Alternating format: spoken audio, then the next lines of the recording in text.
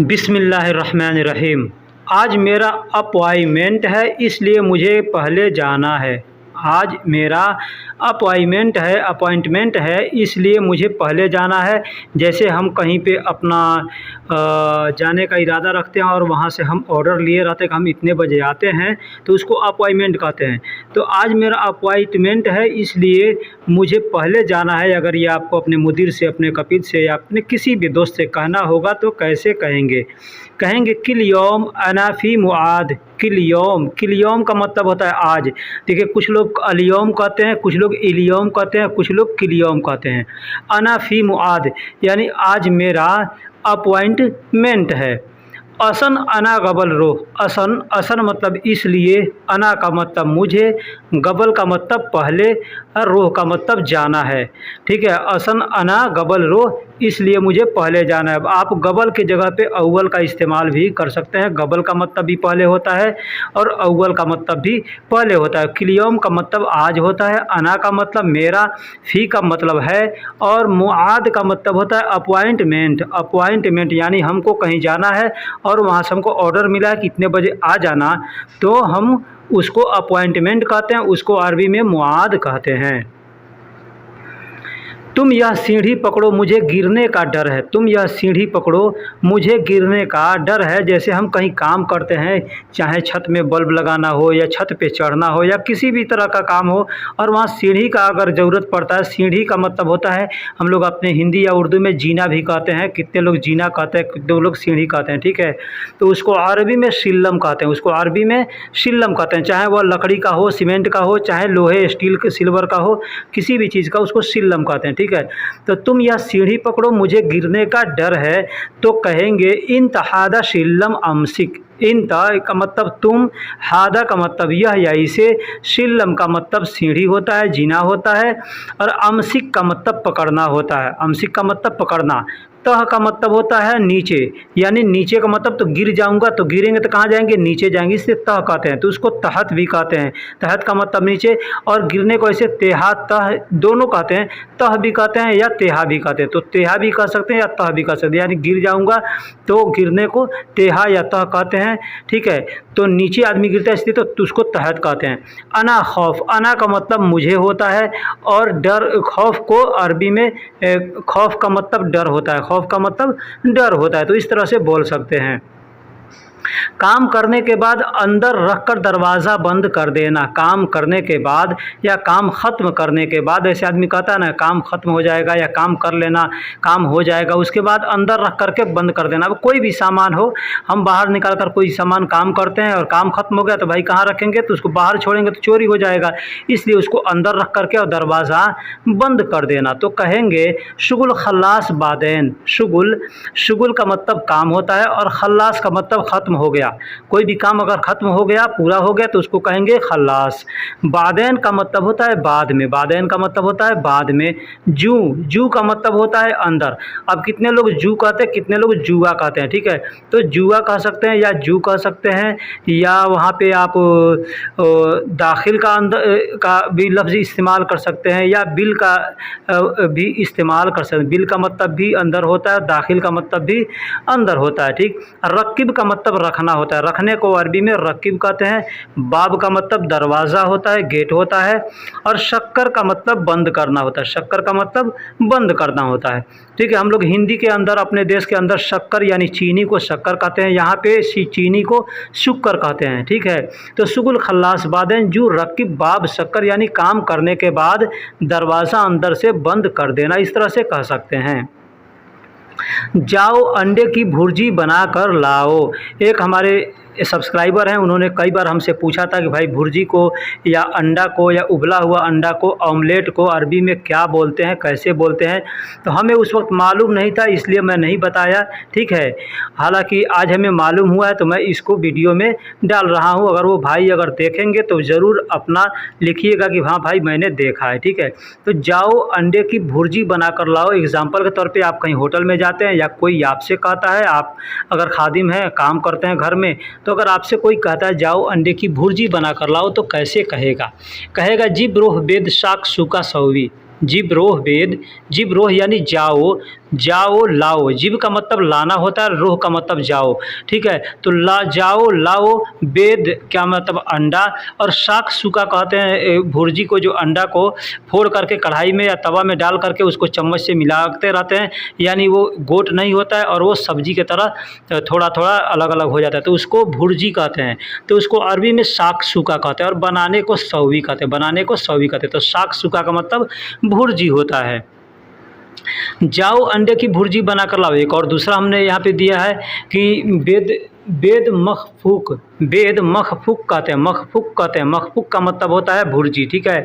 और बेद का मतलब अंडा होता है। तो अंडे की भुर्जी बना कर लाओ, बनाना है तो बेद मखफूक कहते हैं। और सौवी का मतलब करना होता है, बनाना होता है, ठीक है। तो जिब रोह यानी जाओ, जिब का मतलब यहाँ पर आप चाहे तो आगे पीछे करके बोल सकते हैं, जैसे रोह बेद मखफूक सौवी जिब। जिब, जिब का मतलब लाओ होता है, तो हमने यहाँ शुरू में लिख दिया है, जबकि हिंदी में लाओ आखिर में है, ठीक है। तो इसको आगे पीछे करके बोला जा सकता है, जिब रोह बेद मखफूक सौवी, या इसको सौवी के बाद आप जिब का इस्तेमाल कर सकते हैं। जाओ अंडे का ऑमलेट बना कर लाओ। अब अंडे को बेद कहते हैं, ठीक है। अब उसको मैंने बता दिया कि आपको भुर्जी को शाक सुका कहते हैं, या दूसरा भी बता दिया।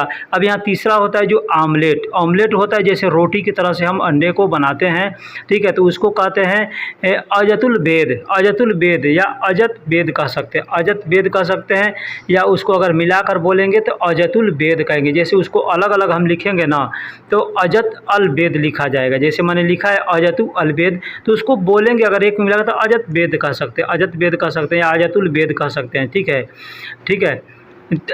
और जिब रोह यानी जाओ लाओ, और सौवी का मतलब बनाकर, या बनाकर यहाँ बनाने के लिए इस्तेमाल किया गया सौवी को। सौवी का मतलब बनाना भी होता है, करना भी होता है, ठीक है। तो कई जगह बनाने के लिए इस्तेमाल किया जाता है, कई जगह करने के लिए इस्तेमाल किया जाता है, ठीक है।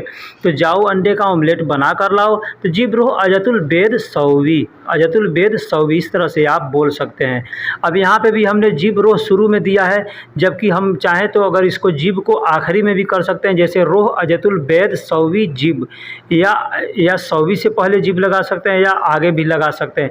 यानी आगे पीछे करके किसी भी अल्फाज को, किसी भी अल्फाज को, किसी भी सेंटेंस को आगे पीछे करके बोला जा सकता है। आप खुद भी देख सकते हैं, किसी दूसरे का भी वीडियो देख सकते हैं, या अगर आप कुरान पढ़ते हैं तो कुरान के तर्जुमों को पढ़कर भी देख सकते हैं कि आगे पीछे तर्जुमा लिखा रहता है, ठीक। जाओ 4 उबले हुए अंडे लाओ। अब यहाँ पे हमने उबले हुए अंडे के बारे में बता रहे हैं कि उबले हुए अंडे को अरबी में क्या कहते हैं। उबले हुए अंडे को भी 2 तरह से बोला जाता है, ठीक है।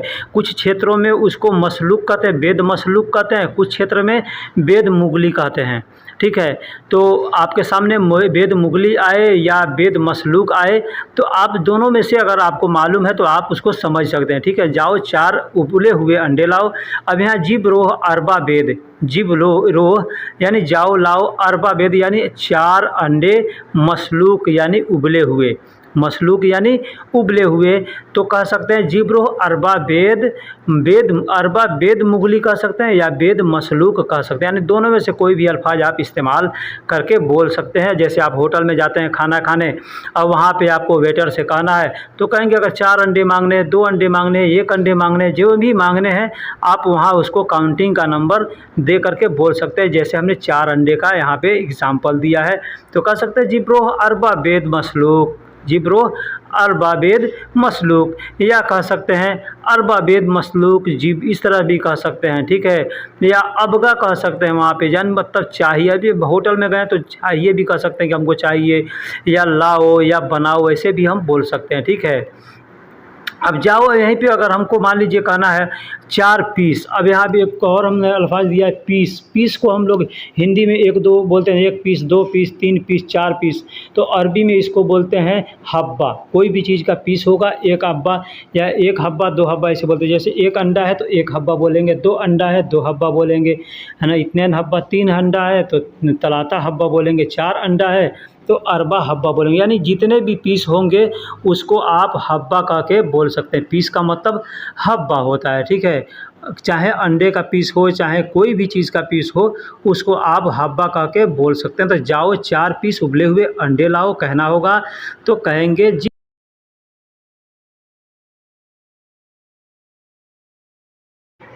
तो इस तरह से आप किसी भी चीज़ को बोल सकते हैं। और ये भी आप चीज़ जब समझ लिए कि वेद मुगली और वेद मुसलक, ये दो तरीके से, वेद मसलूक, दो तरीके से आप उबले हुए अंडे को बोल सकते हैं। यानी उबले हुए को मुगली कहते हैं, ठीक है, उबला हुआ को मुगली कहते हैं। पानी भी उबला हुआ है तो उसको भी मुगली मोया कहेंगे, ठीक।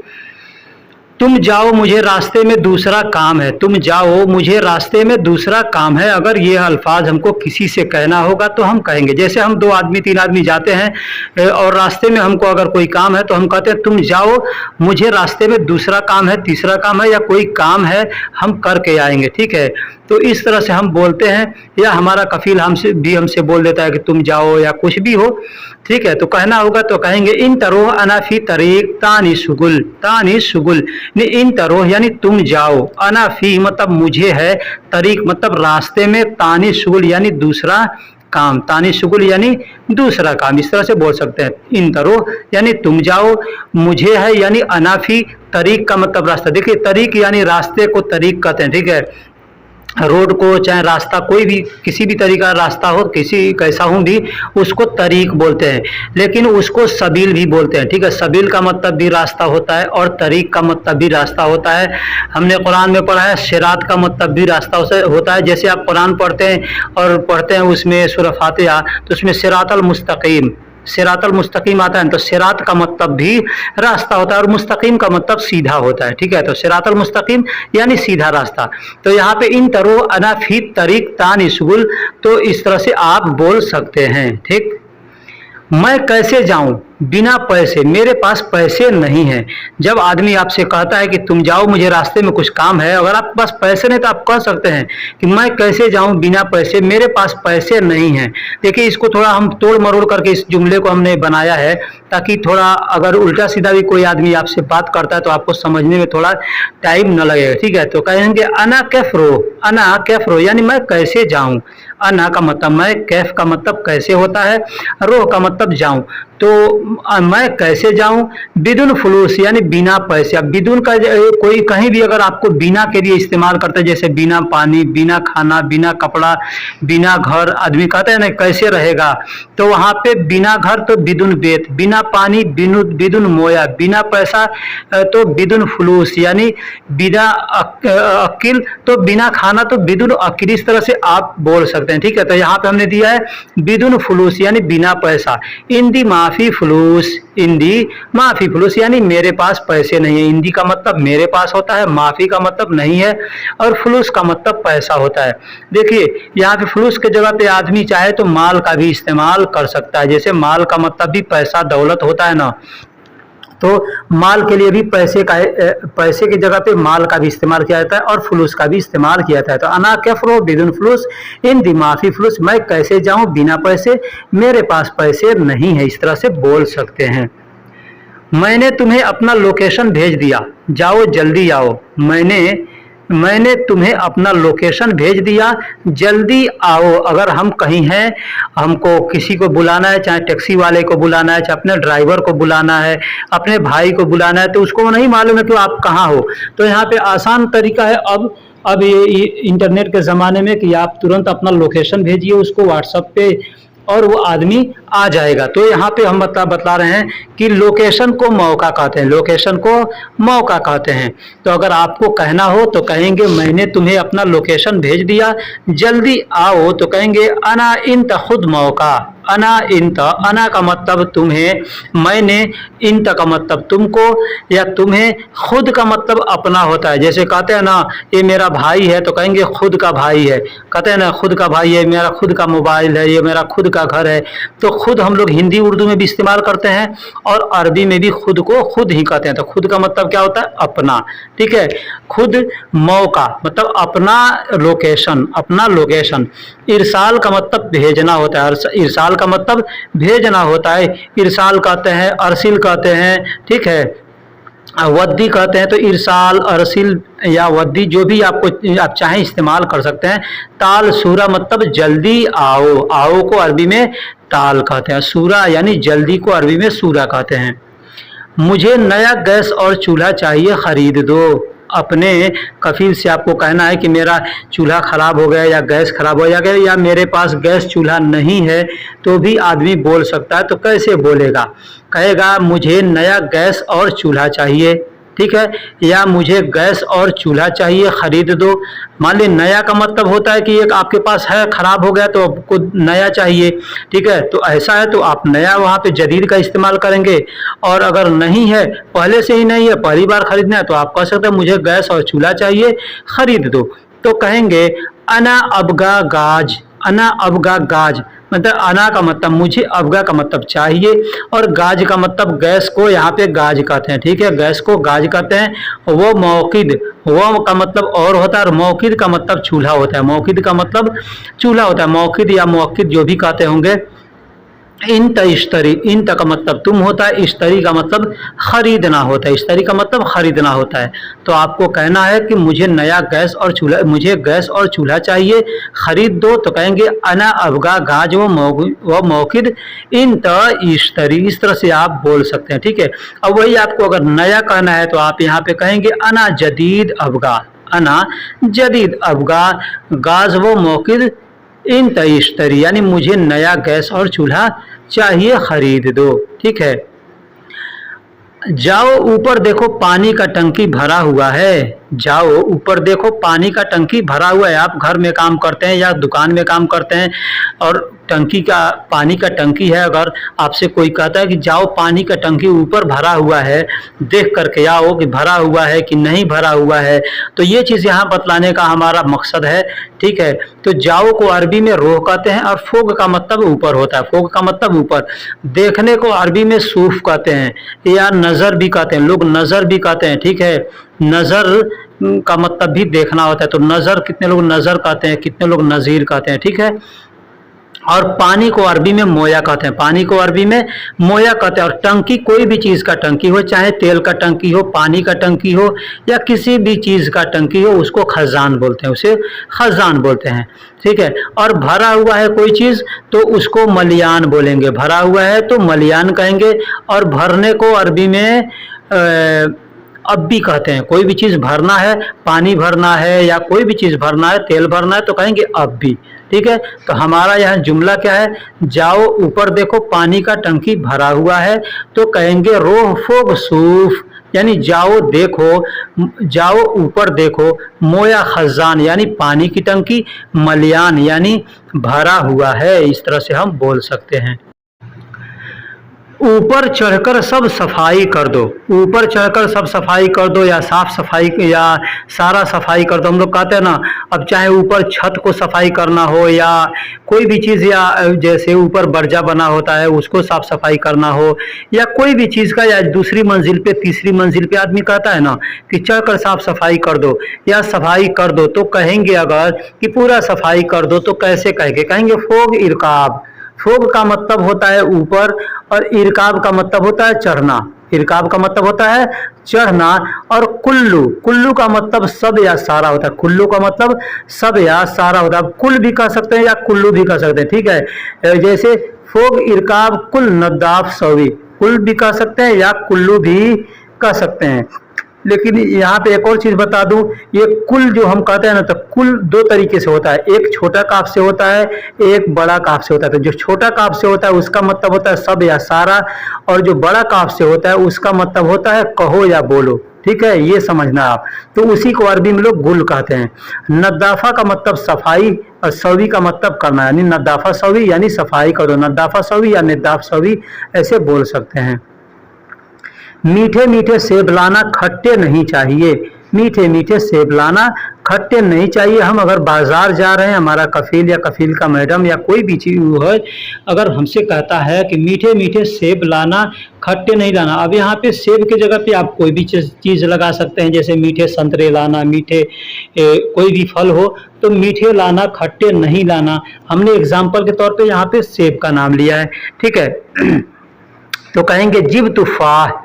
जिब यानी लाना, तुफाह का मतलब होता है सेब। सेब को अरबी में तुफाह कहते हैं।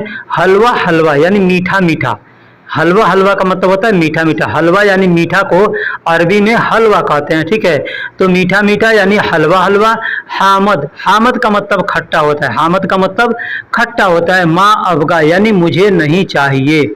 माँ अबगा का मतलब नहीं चाहिए, माँ का मतलब नहीं होता है और अबगा का मतलब चाहिए, अबगा का मतलब चाहिए। तो मीठे मीठे सेब लाना, खट्टे नहीं चाहिए कहना होगा तो कहेंगे जिब तूफा हलवा हलवा हामद माँ अबगा। इस तरह से बोल सकते हैं। देखिए दोस्तों, हमने इस फलों के बारे में भी एक वीडियो अपलोड कर रखा है, अगर आपको नहीं मिलेगा तो हमको लिंक मांगिएगा, हम इंशाल्लाह आपको लिंक देंगे, आप वहां से देख करके फलों के बारे में भी जानकारी ले सकते हैं, ठीक है। कि फलों को क्या कहते हैं, जैसे सेब को तूफा कहते हैं, ऑरेंज को बुर्तकाल कहते हैं, ठीक है। ऐसे ऐसे बहुत से अल्फाज हैं जो कि फलों के बारे में हमने वीडियो बनाया है, उसको आप देख करके सीख सकते हैं, तालीम हासिल कर सकते हैं, ठीक है। फिर मिलेंगे किसी अगले वीडियो में, तब तक के लिए अल्लाह हाफिज। वीडियो को लाइक कीजिए, चैनल को सब्सक्राइब कीजिए।